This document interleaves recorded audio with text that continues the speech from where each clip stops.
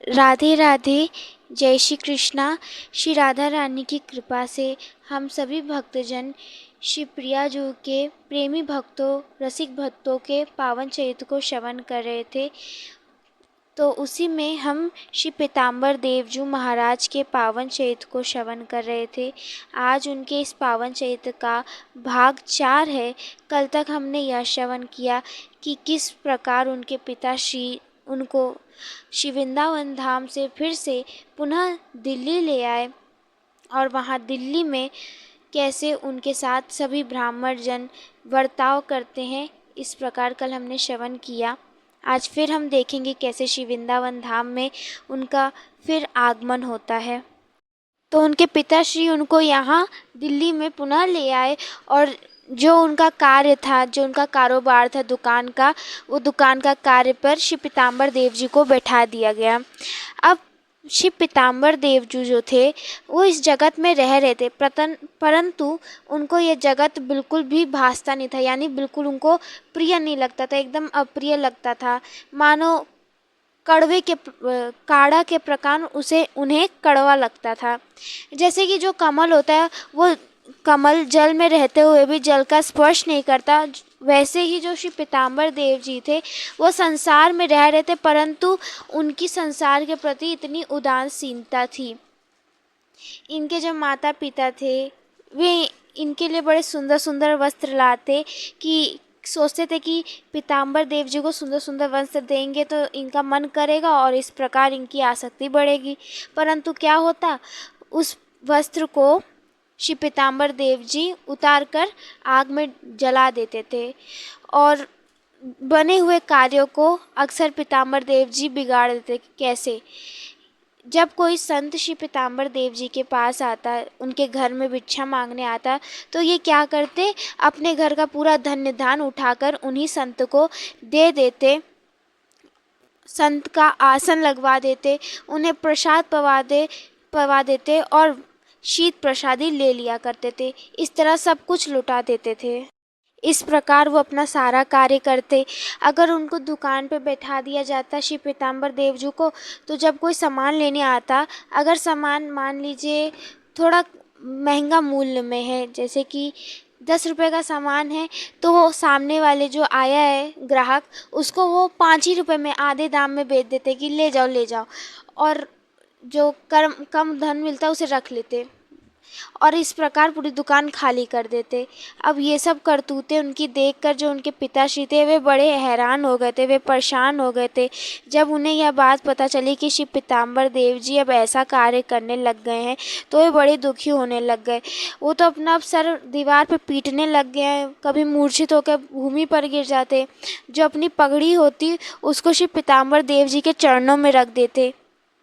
बहुत प्रकार से उन्होंने श्री पीताम्बर देव जी को समझाने के प्रयास किया, परंतु श्री पीताम्बर देव जी के मन पे तो कोई असर पड़ता ही नहीं था।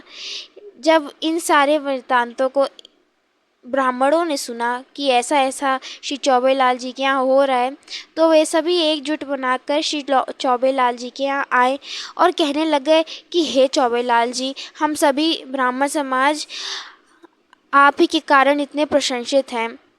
आप गायत्री मंत्र के इतने बड़े जापक, और आपने अधर्म का त्याग किया है और आप कर्म को प्रधानता देते हैं। भगवान शिव और माता पार्वती के आप इतने बड़े सेवक हैं। सब प्रकार के वेद पूर्ण ब्रह्म आपको आदि आदि प्रशंसा की, और आपके जैसा पिता पाना तो बहुत पुण्य का फल है, परंतु आपका जो पुत्र है वो नासमझी कर रहा है, उसे यह पता नहीं है। हमें तो लग रहा है कि सच में घोर कलयुग आ गया है। वर्ण आश्रम धर्म एवं समस्त विधियां का लोप होगा, वो तो आज हमें दिखाई दे रहा है। आज वो सभी एक एक करके वर्ण नष्ट कर रहा है। इस प्रकार उन्होंने बहुत श्री पीताम्बर देव जी की निंदा उनके पिताश्री से की और कहा कि आप अब अपने पुत्र का त्याग कर दीजिए और आप अपने प्रभु शिव में भक्ति लगाइए। इस प्रकार कहा।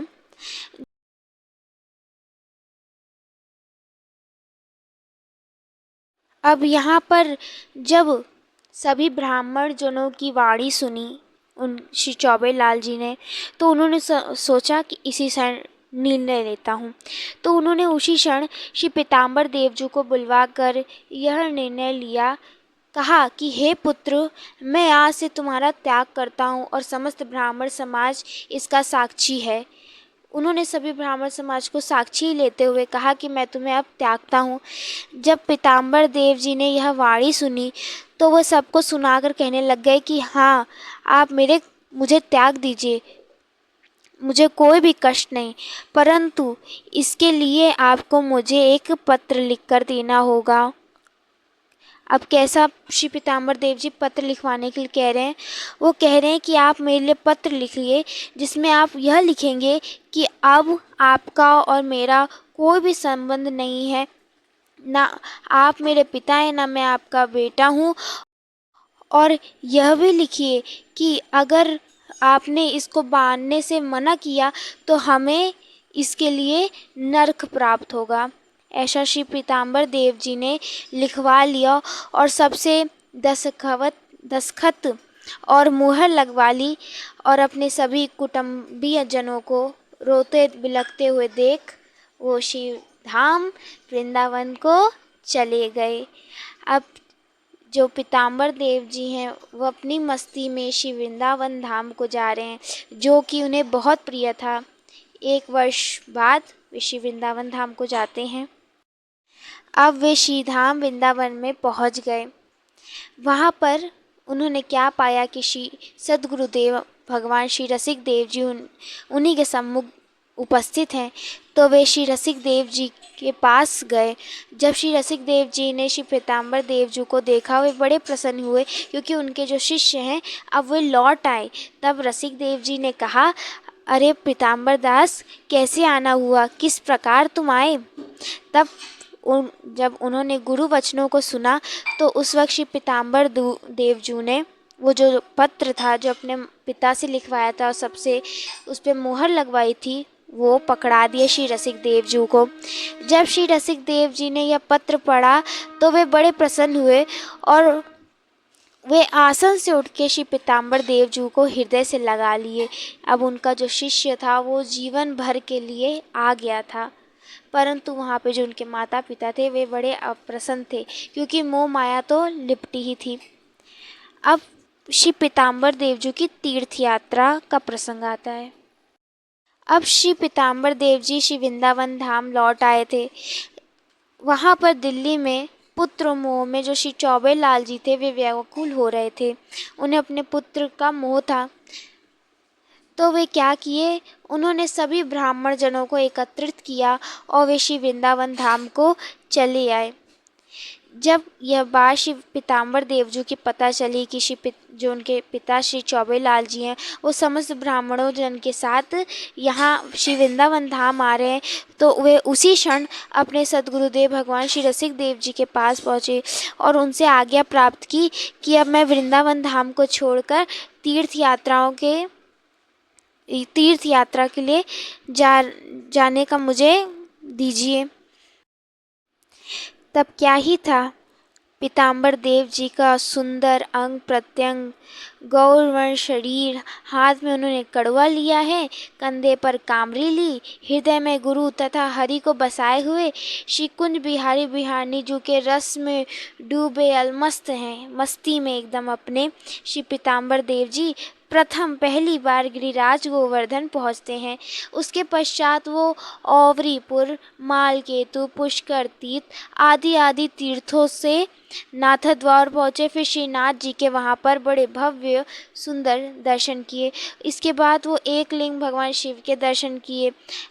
फिर आगे बहुत सारी तीर्थ स्थलों में उन्होंने दर्शन किया। अहमदाबाद पहुँचे, वहाँ से वे गोमती नदी और सागर के संगम स्थल का दर्शन किया, वहाँ पे स्नान किया। उसके बाद भावग्राम आदि जगह पहुँच गए। अब श्री पीताम्बर देव जी का बेत में आगमन होता है। बेत में उन्होंने 1 मास तक 1 महीने तक वास किया। फिर वहाँ से वे गोपी चंदन स्थान पर पहुँच गए। उस स्थान को उन्होंने प्रणाम किया। उसके बाद तारकपिंड, मोरवी, भंडपुर, सिद्धपुर होते हुए वो बिंदु सरोवर पहुँच गए, जहाँ पर कर्दम ऋषि जी ने तप किया था और उनकी पत्नी मनुपुत्री माता देवहूति भी वहीं भगवान कपिल को जन्म दिया था। तो श्री पीताम्बर देव जी इसी स्थान पर 6 मास तक, 6 महीने तक वास किए और नित्य ही वो बिंदु सरोवर में स्नान करते थे। उनका नियम था कि वो जब तक वहाँ थे वहाँ नित्य बिंदु सरोवर में स्नान करते और अपने प्रभु का ध्यान लगाते थे। कुछ जो पूर्ण आत्मा होती हैं वो इनसे मिलने आया करती थी और इनके लिए मधुकरियाँ भी लाया करती थी, जिसका जो श्री पीताम्बर देव जो हैं वो चौथाई अंश पाते थे। सारा भोजन नहीं पाते, सारी प्रसादी नहीं पाते थे, चौथाई हिस्सा पाते थे। श्री पीताम्बर देव जो केवल चौथाई हिस्सा उस प्रसाद का ग्रहण करते और जो निशी दिन युगल मंत्र का जाप करते थे, राधे कृष्ण कृष्ण कृष्ण राधे राधे राधे श्याम श्याम श्याम राधे ऐसे युगल मंत्र का निशी दिन जप करते थे। इस प्रकार इनकी जो साधना थी, भजन साधना सब चल रही थी।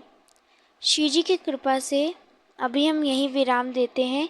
कल हम यह प्रसंग श्रवण करेंगे कैसे श्री पीताम्बर देव जी को भगवान कपिल के दर्शन हुए और कई इनको सिद्ध महात्मा जनों से इनका भेंट हुआ। कैसे एक नागार्जुन नामक एक इच्छा रूप ग्रहण करने वाले शुद्ध आत्मा से इनका भेंट होती है। बड़ा सुंदर प्रसंग आता है। कल इसको हम श्रवण करेंगे श्री जी की कृपा से। अभी हम यहीं पे विराम देते हैं। तब तक के लिए आप सभी भक्तों को राधे राधे, जय श्री कृष्णा।